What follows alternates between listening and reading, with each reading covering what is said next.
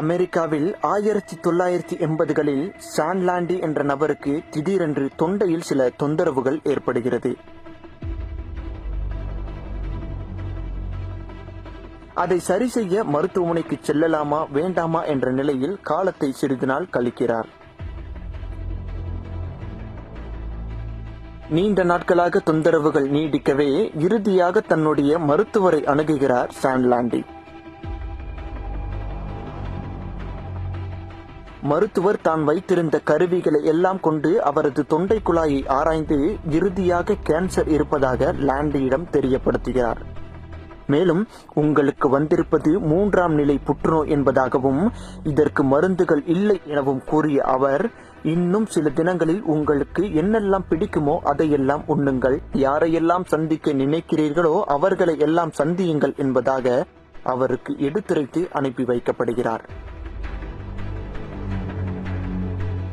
வாழ்க்கையில் பலவற்றை லட்சியமாக கொண்ட சான்லாண்டிக்கு அன்று தன் தலையில் பெரும் கல் விழுந்ததை போல பேரிடியாக இருந்தது. தன் மனைவியை காணும் போதெல்லாம் அவன் மனம் இன்னும் கலங்குகிறது. ஏனெனில் தான் சென்ற பிறகு இவளை யார் பார்த்து கொள்வார் என்பதை நினைத்து நினைத்து ஒவ்வொரு நாட்களையும் துன்பத்துடனேயே கழிக்கிறார் சான்லாண்டி. இப்படி முழுவதுமாக மனமுடைந்த அவர் மருத்துவர் கூறிய அடுத்த 14 நாட்களில் இறந்தும் போகிறார்.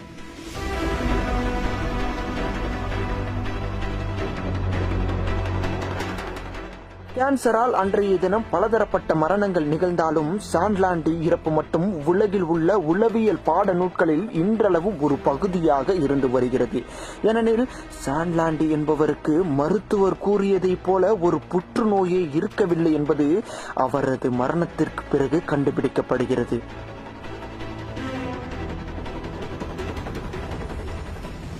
அவர் இறந்த பின்பு அவரது சடலத்தை போஸ்ட்மார்டம் செய்த மருத்துவர்கள் இவ்விடயத்தை கண்டுபிடிக்கிறார்கள். ஆம், சான்லாண்டிக்கு கேன்சர் என்ற ஒரு அறிகுறி அவரது உடலில் சிறிது கூட இல்லை.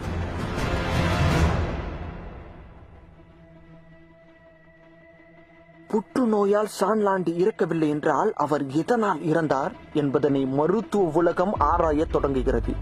பல வருடத்துக்கு பிறகு பல நபர்களை கொண்ட அந்த ஒரு ஆய்வு ஒரு முழுமையான முடிவுக்கு வருகிறது. அந்த முடிவு கூறும் ஒரு அதிர்ச்சியான விடயம் என்னவெனில், உங்கள் உடலில் இல்லாத நோயை நீங்கள் இருப்பதாக உறுதியாக நம்பினீர்களேயானால் நீங்கள் நம்பிய அந்த நோயின் பாதிப்புகளை உங்கள் உடலே உற்பத்தி செய்கிறது என்பதுதான்.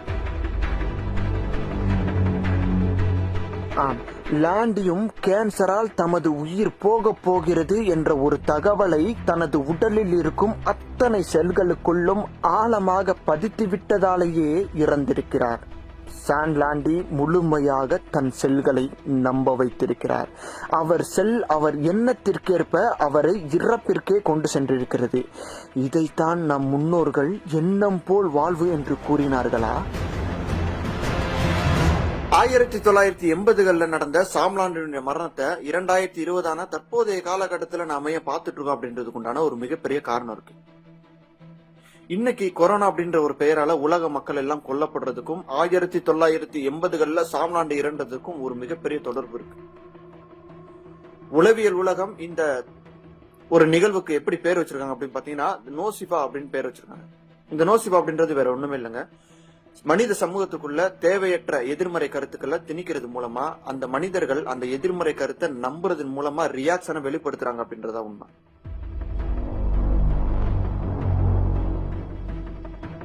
எந்த ஒரு சமூகத்துக்குள்ளேயும் அல்லது ஒரு தனி மனிதனுக்குள்ளேயும் நேரெதிரான கருத்துக்களை, எதிர்மறையான கருத்துக்கள் சொல்லுவாங்க, இந்த எதிர்மறையான கருத்துக்களை நாம அவரை நம்ப வைக்கும் விதமா அவருக்கு பிரச்சாரம் பண்றது மூலமா அந்த பிரச்சாரத்துக்கு ஏத்தாப்புல அவருடைய உடலோ அல்லது அவரோ ஒரு ரியாக்ஷனை வெளிப்படுத்துறாங்க அப்படின்றத சாம்லாண்டினுடைய மரணத்தை ஆராய்ச்சி பண்ண மருத்துவர்கள் கண்டுபிடிச்சாங்க.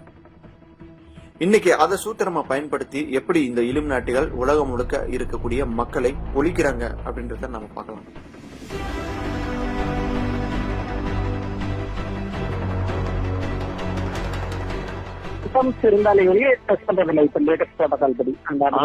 சிம்டமே இருந்தாலுமே நாங்க இப்ப என்ன சொல்றோம்னா மாத்திரை போட்டா ஒரு 2 நாள் 3 நாள் சரியாயிடுது சார். கொரோனாவால பிரச்சனை இல்ல சார், கொரோனா ரிலேட்டட் பிரச்சனை நிறைய இருக்கு சார். ஒரு டேபு, ஒரு பயம், ஒரு போபியா எல்லாருக்கும் வந்துருச்சு. அது எதனால கேட்டீங்கன்னா டிவி பாக்குறதுனால. சோ அது வந்து மீடியா நிறைய இது இருக்கு சார் இதுல பேக்ரவுண்ட்ல. அதர் சைடு ஆஃப் த கொரோனான்னு நிறைய பேசலாம். என் நம்பரை வாங்கிக்கோங்க. நீங்க உங்க அசோசியேஷன்லயும் கொஞ்சம் ஒரு கிளாஸ் எடுத்துருங்க. இப்ப நான் இவ்வளவு தூரம் பேசுறேன்னா நான் கார்பரேஷன் கிடையாது, director of public health DMS. Corona இதுக்காக நம்மள இங்க டைவர்ட் பண்ணிருக்காங்க பெருங்குடிக்கு. சோ நாங்க இந்த கொரோனா கண்ட்ரோல் ரூம்ல இருந்தனால 5000 6000 பேஷண்ட்ஸ் வந்து நம்ம ஃபாலோ பண்றோம். எல்லாருமே வந்து 3 days 4 daysல சரியாயிடுச்சு சார் ஃபீவர். இப்ப ஏன் டேபு சொல்றேன்னா, இந்த டேபு ஒரு இது கொரோனான்னு வந்துருச்சுன்னு வச்சுங்க, அதுக்கப்புறம் இருக்கிற அவஸ்தை இருக்கு பாருங்க. இது வந்து ரிலேஷன் மாதிரி கை வச்சுட்டீங்கன்னு வச்சுங்க, எல்லாம் ஆன் ஆயிடும் சார். கார்பரேஷன், ஹெல்த், போலீஸ், ஏகப்பட்ட இது. ஃபர்ஸ்ட் முன்னாடி எல்லாம் நம்ம அந்த அபார்ட்மெண்டே சீல் பண்ணிருந்தோம் சார். ஆமா, நீங்க இதுக்கு முன்னாடி தெரிஞ்சிருந்தா முன்னாடி வரைக்கும் அப்படிதான். அப்ப கான்டாக்ட் ட்ரேசிங் எல்லாம் பாத்தீங்கன்னா ஒரு ட்ரெயின்ல ஒருத்தன் பாத்துச்சுன்னா ஃபுல் கம்பார்ட்மெண்ட்டே தூக்கணும். ஆமா. சோ நீங்க கொரோனா பேஷண்ட்ஸே நம்ம வந்து நானே ஒரு 100 பேர் ஒரு கவுன்சிலரா மாத்திருக்கோம் சார். அவங்களுக்கே நீங்க போன் பண்ணி பேசுனீங்கனாலே ஆட்டோமேட்டிக்கா நான் ஷேர் பண்றேன் நம்பர்ஸ். எல்லாருமே நீங்க சொன்ன மாதிரி வாலண்டியர்ஸ் தான், கொரோனால பாதிச்சு நம்மளுக்கு ஹெல்ப் பண்றவங்க. ஓகே. அதனால ஃபர்ஸ்ட் பயப்படாதீங்கன்னு சொல்லிட்டு இருக்கோம் சார்.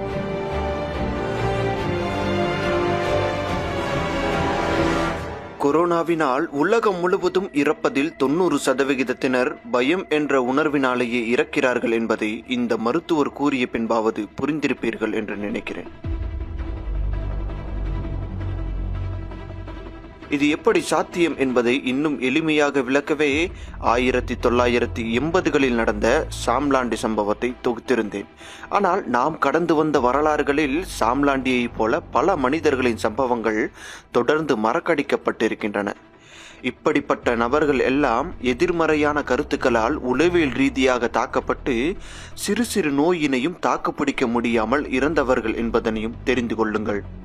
எதிர்மறையான கருத்துக்கள், அதாவது நோசிபாவினை தொடர்ந்து ஒரு தேசத்திலோ அல்லது உலகிலோ பிரச்சாரம் செய்வதால் மனித குலத்தை நிலைகுலைய வைக்க முடியும். ஆனால் இப்படிப்பட்ட தகவலை மருத்துவ உலகம் ஏன் மக்களிடம் கூறாமல் மறைக்கிறது என்ற ஒரு கேள்வி இருக்கிறதல்லவா? இதற்குண்டான எனது பதில், எதிர்மறையான அச்சத்தை விதைத்து எப்படி மனிதர்களை இறப்பு வரை கொண்டு செல்ல முடியுமோ, அதேபோல் நல்ல நேர்மறை எண்ணங்களை சமூகத்திற்குள் விதைப்பதன் மூலம் இறப்பின் எல்லை கோட்டில் இருந்தால் கூட ஒருவரை குணப்படுத்தி நம்மால் கூட்டி வர முடியும்.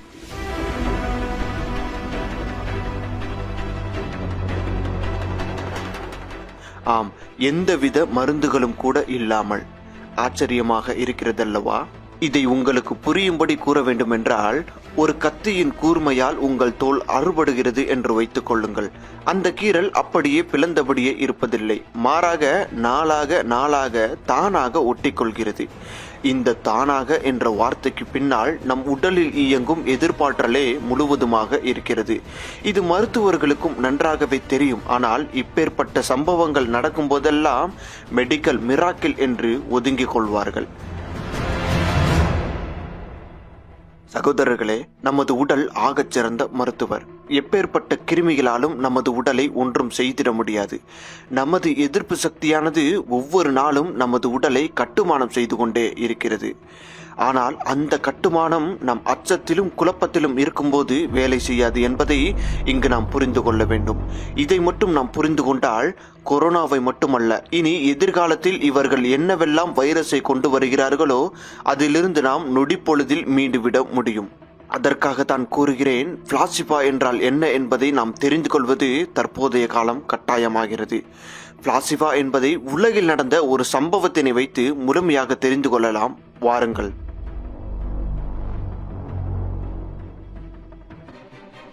சுக்குநூறாக நொறுங்கிய விமான இடிபாடுகளிலிருந்து சுயநினைவின்றி கைப்பற்றப்படுகிறது பைலட் மோரிஸின் உடல்.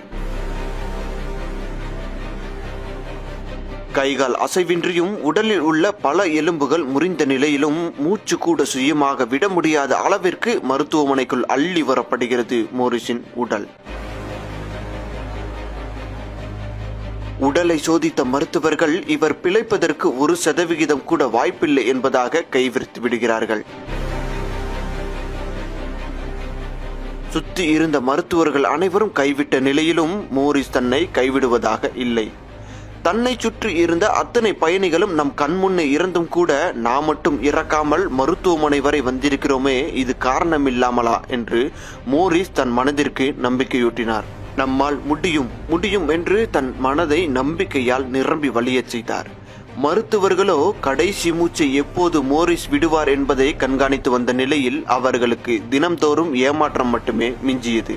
ஏனெனில் மோரிஸ் உயிர் அவரை விட்டு பிரிவதாக தெரியவில்லை. உடலிலும் நாளுக்கு நாள் மெல்ல மெல்ல அசைவுகள் தோன்றின. ஆம், அவரது உடலில் இருக்கும் எதிர்பார்த்தல் அவர் நம்பிக்கைக்கு இணங்க அவரது உடலை சரி செய்து கொண்டே வந்தது.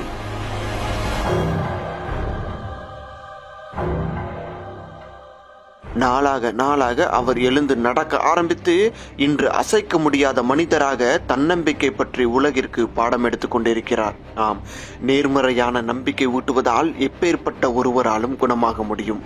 இதைத்தான் பிளாசிபா என்று கூறுகிறார்கள். இந்த சூத்திரத்தை மருத்துவ உலகம் ஏன் மக்களிடம் கூற மறுக்கிறது என்ற கேள்வி எழுப்பினேன் அல்லவா? அதற்குண்டான பதில், மக்கள் அனைவரும் இந்த சூத்திரங்களை கற்றுக்கொண்டால் உலகம் முழுவதும் பல கோடி முதலீடுகளில் இயங்கும் ஆங்கில மருத்துவம் இழுத்து மூடப்படும் என்பதால்.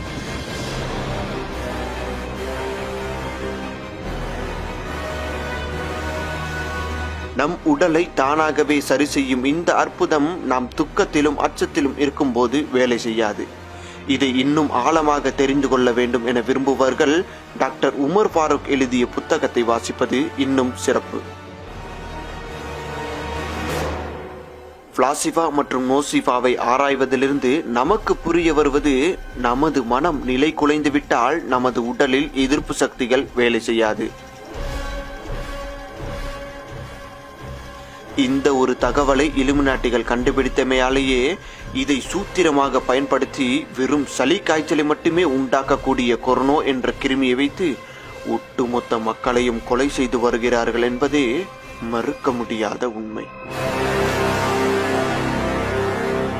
சர்வதேச அளவில் அச்சுறுத்தலை லண்டன்ல இருக்கக்கூடிய கொரோனா வைரஸ் குறித்து நாம பரபரப்பா பேசுறோம்ல. நம்ம சர்வதேச அளவுல 9,000க்கும் அதிகமானவர்களை இருமினால் கொரோனா, தும்மினால் கொரோனா என உலக நாடுகளை இந்த வைரஸ் அச்சத்திற்குள்ளாக்கியுள்ளது.